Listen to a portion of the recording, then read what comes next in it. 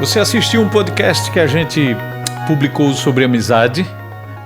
Eu queria recomendar a você que esse material que a gente está preparando com tanto carinho fosse visto, revisto por você. Se você tivesse dúvidas, entrasse em contato aqui mesmo com a gente e, na medida do possível, eu vou tentar esclarecer algo que você precise de mais detalhes, mas que você divulgasse isso para outras pessoas. E mais ainda, queria fazer um desafio a você. Se esse é o primeiro que você está assistindo, assiste antes o outro lá a respeito de amizade.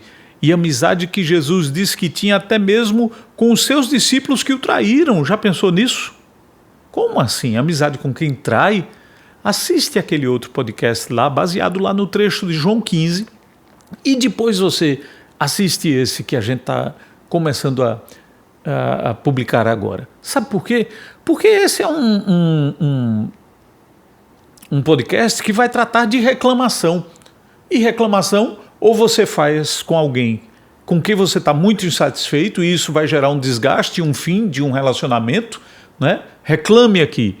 Reclame aqui normalmente gera um fim de relacionamento. Ou então você faz com alguém em quem você confia muito, de quem você tem muita proximidade e que você sabe que vai fazer com que cresça o seu relacionamento com ele a partir do ajuste daquilo que eventualmente não está muito bem alinhado.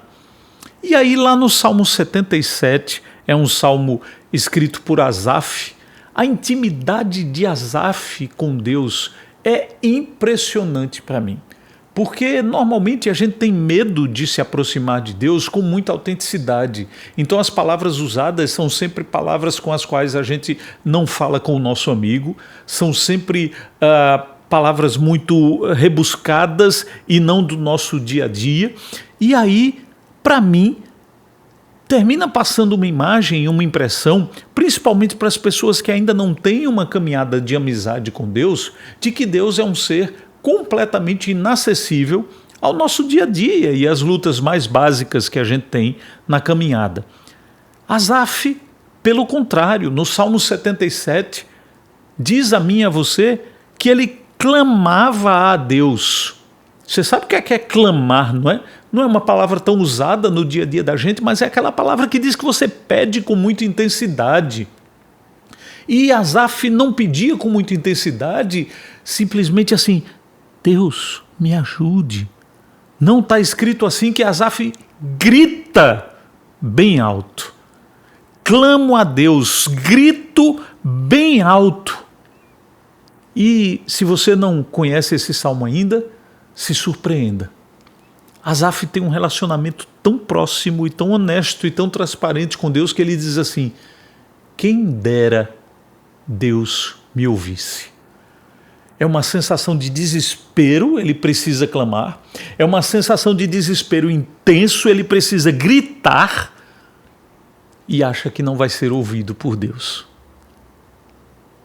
Parecido com algo que você está enfrentando, com a perda de alguém para a Covid, alguém querido e próximo, com o fim de um relacionamento que ficou tão desgastado e tão estressado depois de dias de isolamento e convivência além da normal, aflição por causa de um desemprego, aflição por causa de contágio a cada esquina e em cada coisa que você toca. Asaf dizia, quando a vida está apertada desse jeito, eu clamo, eu grito bem alto. E ainda alimentava dúvida no seu coração de se Deus o ouviria. Já pensou em tanta proximidade, em tanto relacionamento com Deus? Ele segue dizendo que quando ele estava angustiado, ele buscou o Senhor. Talvez aí comece a haver uma diferença entre Asaf e você e eu no relacionamento com Deus. Muitas vezes, quando a gente está angustiado, a gente se rebela e se afasta e fica irado e faz beicinho e se entristece com Deus e deixa de buscá-lo. E Asaf diz mais, orei a noite toda, de mãos estendidas para o céu, mas minha alma recusou ser consolada. Começa a perceber onde é que está a origem do problema? Asaf começa a mostrar para mim e para você, no Salmo 77, que o problema não estava em Deus, mas na sua alma que recusava ser consolada. E aí ele diz: lembro-me de Deus e começo a gemer. Desfaleço, desmaio, perco as forças, ansioso por sua ajuda. Estude mais esse salmo em casa, leia os outros versículos e você vai ver que relacionamento bonito, transparente e confiante em Deus. Aquela pergunta lá do versículo 1, ela vai se esvaindo, vai desaparecendo no decorrer do salmo, de modo que Asaf começa a relembrar a sua alma quem era Deus, e aí volta à sua mente com quem ele estava conversando, a ponto de, no final do salmo, ele falar de que as águas refletiam a grandeza de Deus, chegavam a estremecer quando viam a Deus, as profundezas do mar se agitavam. Lembra dos tsunamis dos quais a gente ouve falar? Que nascem a partir de terremotos no fundo do mar e geram ondas imensas que destroem cidades? Asaf estava dizendo que essas águas reconhecem o poder de Deus. E o poder que a natureza tem de criar um tsunami é mais ou menos que comparado aqui ao poder que Asaf diz que Deus tem de socorrê-lo naquele momento de angústia. Asaf diz que as nuvens derramaram chuva, no versículo 17. Trovões ressoaram, relâmpagos riscaram os céus. No redemoinho ouviu-se o estrondo do trovão de Deus.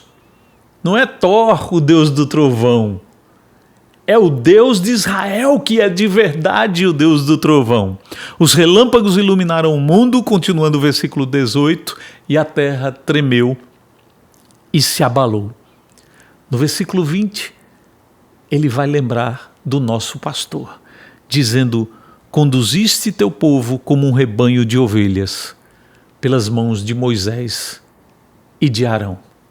Lembra da história do povo no deserto? Lembra de que tantas vezes aquele povo se chateou e se desesperou, como Asaf estava desesperado? Mas perceba uma coisa, aquele povo era rebelde, fiel, dependente, conversando com Deus face a face, como quem conversa com seu amigo, era Moisés. E esse terminou sua vida ainda de mão dada com esse grande amigo que é o nosso Deus. Sabe? Esqueça a rebeldia. Abra o seu coração diante do Senhor quanto à dor, mas esqueça a rebeldia. E como Asaf, faça assim, diga: vou me lembrar quem é o Senhor. Esse Deus que move a natureza como Ele quer. Esse Deus que manda e as coisas acontecem. E aí, espere o socorro dele para essa dor grande que seu coração está vivendo. Eu queria orar por você agora, lembrando a você de assistir esse outro podcast em que trato ali de João 15, da amizade que Deus quer ter com aqueles que são seus discípulos. E queria insistir com você antes da oração para que você encaminhasse esse material que está sendo entregue para você com tanto carinho, produzido profissionalmente, num estúdio, de gente que investe recursos, tempo, capacidade para fazer o melhor para o Senhor. Que você pegasse isso e não deixasse egoisticamente isso ficar apenas com você, no seu celular, na sua rede social, mas que você fizesse isso ser conhecido por tanta gente que está sofrendo nesse mundo e precisando da resposta que é Jesus. Vamos orar? Senhor, muito obrigado, porque a gente pode chegar com o coração destroçado diante do Senhor e sair com ele restaurado, erguido, renovado, na convicção de que a gente está clamando, gritando bem alto ao Deus que tem todo o poder e controla toda a natureza. Por favor, permita que quem está me ouvindo agora chegue diante do Senhor e, mesmo que doído, machucado, abra o seu coração e diga que confia, por fé, no Deus que pode mover toda a natureza, no Deus que pode mover o coração do rei para resolver a situação difícil que essa pessoa está enfrentando. E aí, faça com que essa pessoa levante dessa oração para dizer ao mundo que quer ser guiada pelo pastor de Israel, quer ser guiada pelo Deus que conduz o seu povo como um rebanho e quer ter o mesmo relacionamento que Moisés, que caminhava com o Senhor lado a lado, conversava com o Senhor como quem conversa com seu amigo, quer ter esse mesmo relacionamento na realidade de vida dos meus amigos, quaisquer que sejam seus nomes que me ouvem agora. Em nome de Jesus que nós oramos. Amém.